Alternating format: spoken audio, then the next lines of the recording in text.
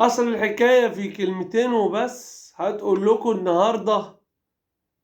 أصل قاعد زي قرد قطع، لا شغلة ولا مشغلة ولا بتعمل حاجة.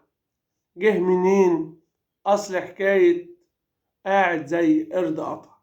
بقول لك كان زمان في القرد كان كبير القرود، والريس بتاعهم كبر، قعد بقاله 30 سنة الريس بتاعهم، فبان عليه التعب.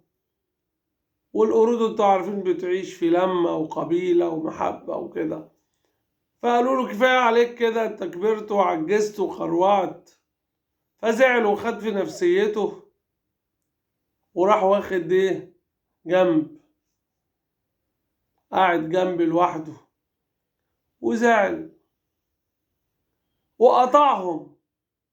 فهم جابوا واحد تاني شباب بقى وحيوية وخلوه ريس عليهم، وبقى يقول وينطر ويعمل ويسمعوا كلامه.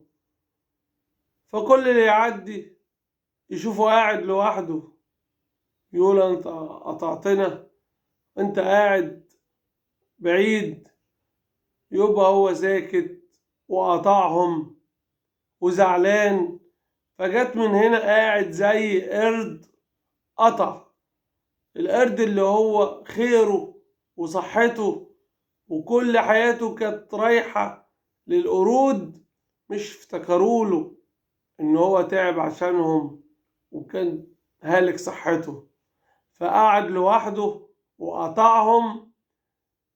فدلوقتي بيتقال ان حد ياخد جنب لوحده ويبقى زعلان او يبقى عنده حق او ما عندوش.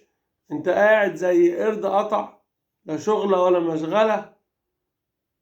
فكان بيتقال كده على اللي يقعد لوحده، مع انه كان شغال وكان بيعمل كل حاجة.